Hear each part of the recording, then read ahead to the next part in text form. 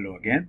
This is Kshitas from Yukon Health, and it's another episode on Clarity for PhD, wherein we are talking about important questions, important considerations in life in academia. Now, today we are going to talk about whether you should or should you not consider doing a postdoc.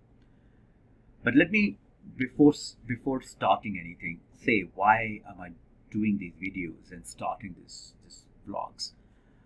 It's not really to give any skill sets, but simply as a senior person in the field who has been here for many decades, I want to give advice as to what whatever you should be doing in academia should be as much your own choice, as much as your own life in the making, as compared to that you just stumbled into it or you just inherited a problem or even a happy situation which you cannot carve for yourself.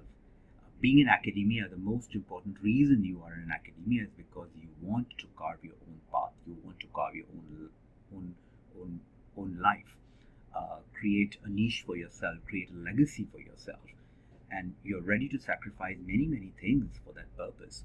So it is important that while you make all those so-called sacrifices, you actually get the reward for which you're making sacrifices. And that cannot happen unless you chart your path very carefully, very deliberately, and not just being a flotsam, as sometimes I like to call it, in a river that is just passing by because the river is just flowing, so you're going with the flow. That can happen in many careers. It cannot happen in academia. If you try to go with the flow, you will get stuck somewhere. A little branch will come there, and your whole life will be just gone, being stuck in a little reason because you did not decide to navigate it beforehand. So being a postdoc or doing a postdoc is actually one of those very important pivotal moments. Either it's a first postdoc, and what is now becoming increasingly common is a second or even a third postdoc, particularly for PhDs from countries where PhDs are smaller, like in Europe. PhDs tend to be 3 or 4 years at max, and it is also common in many other countries. It is happening also in our two universities in the US. So if you have a smaller PhD, typically the postdocs can extend over 1, 2, or sometimes 3 different postdocs, or at least a lengthier postdoc. And so these are very important considerations because there's a huge opportunity cost. So what you should be thinking about in a postdoc. First of all, you should not be doing a postdoc just because you can. Most of the time, what I notice is that people are doing postdoc for multiple reasons. They may not say it out loud, but you know within your own mind that it's not that uncommon and probably is happening with you. You are not really decided what to do, and so you go ahead and do the very next thing, which is doing a postdoc. You don't know whether you want to go into industry or you want to remain in academia. Somehow it feels as if it's a failure to leave academia when you have done all this PhD. So you go ahead and do a postdoc. There is a very common third reason where many people talk, but most people don't talk about, is immigration issues. Many people do postdoc largely because there is no opportunity for many of the immigrants to actually get a job in industry, even though that may be their primary choice. Again, so all those considerations could be there. But the reason you should do a postdoc, and they are all valid considerations, but the reason you should do a postdoc is not because you can, but because postdoc should be opening a door for you that is right now closed for you. Think of it in this way, okay?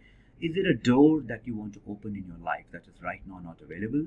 And for that purpose, I want to do a postdoc to open that door for me. When you think it in that way, your postdoc decision would be a purposeful decision rather than a decision of simply just doing it because everybody seems to be doing, or that is what I'm expected to do after my PhD. Because that begs you to answer, what door do you want to open? Is it a technique you want to learn and master? And that may be necessary. For example, you trained yourself to be a theoretician, and then you decided, well, you know what, I want to at least gain some expertise in some kind of non-theoretical field, particularly in the case of, in the world that we are inheriting post-AI, it may be necessary to have some hardware whether you're in computer science or you're in biology or any other field, that you're doing with some material so that you're not completely vulnerable to be taken over by a sudden change in the field, right? A computational field can be just the carpet can go under your feet in 1 second. Is that what you want? You may have learned microscopy, but now you want to do genetics. You want to probably do some very specialized in vivo work. Anyway, let me not go into the technicalities, but you know your techniques and what techniques you want to master in order to become well-rounded to attain a faculty position and be successful as a faculty, right? So it could be that. It could be that you want some high impact papers. Well, so you know what door you need to open. So you need to go to a lab that continuously publishes high impact paper. You may also not want to create a niche for yourself that you have not yet created. It is not easy to create a niche in PhDs because you're pretty much expected to do what your supervisor is asking you to do, or at least the field he or she is interested in.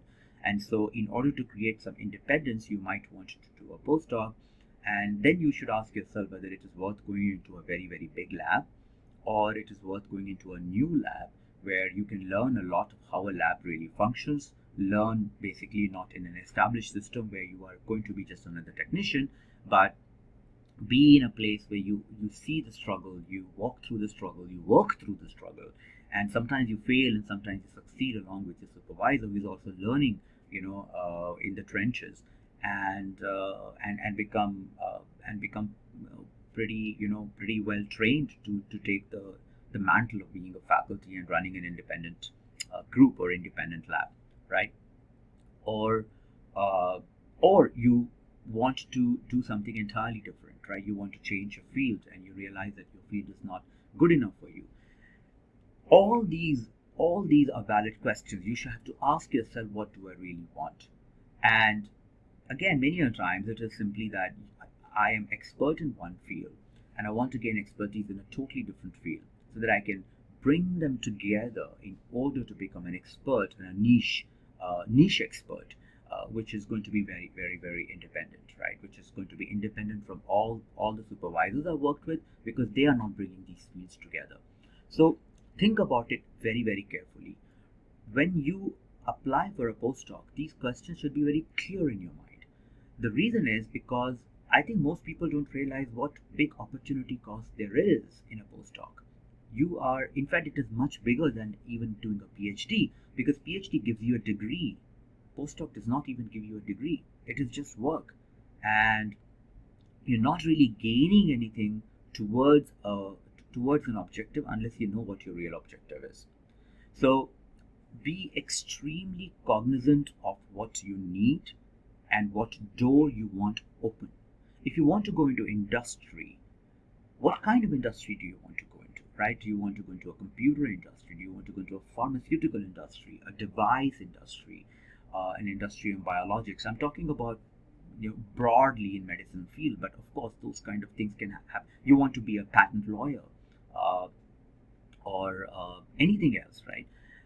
In that case, is it worth doing a postdoc in a neuroscience lab because you happen to have a nice opportunity to do that? Is it worth doing it in a pharmacy lab, where you might gain something which might bring you closer to where the industry jobs are, or immunology lab, vaccination lab, things like that? So then be very specific. This is what I need on my CV, on my resume, in order to get me a job in industry. And let me tell you, there are many postdoc positions now opening up within industry itself that can transition you to a scientist position. Those postdoc positions are actually pretty nice positions, because you in some sense are really learning in the industry how things work. And if your purpose and objective is to be in the industry anyways and not remain an academic, then you should seriously consider whether, rather than doing a postdoc in a simple lab, in an academic lab, you actually go and do a postdoc within industry. It is very much not looked down upon as it used to be when they just started, and I see more and more people doing a successful postdoc in industry and transitioning within the same company or even different companies. So think about it seriously. Anyway, I think in conclusion, I just want to say that the opportunity cost of doing a postdoc is very, very high. You should be very careful that you are not just going ahead and doing a postdoc because that's what you are expected to do. You should ask yourself again, I'm repeating it, what door I need to be opened in order for me to go where I want to go. Because when you recognize that question, you need to answer what door, what do I need to open that door, what kind of cleavage, what kind of a key I need, and go and do a postdoc exactly in those places, those labs.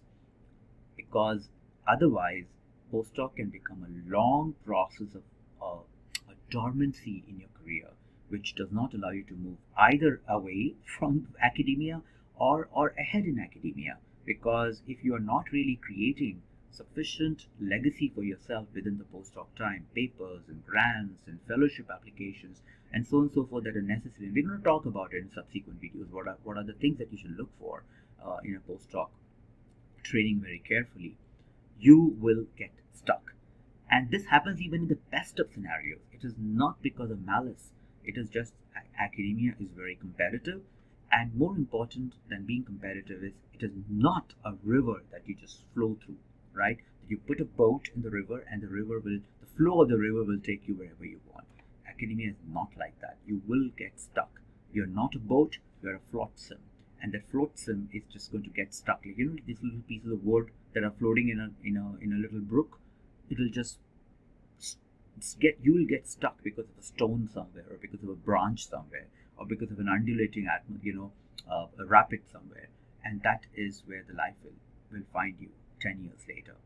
Extremely common to find that.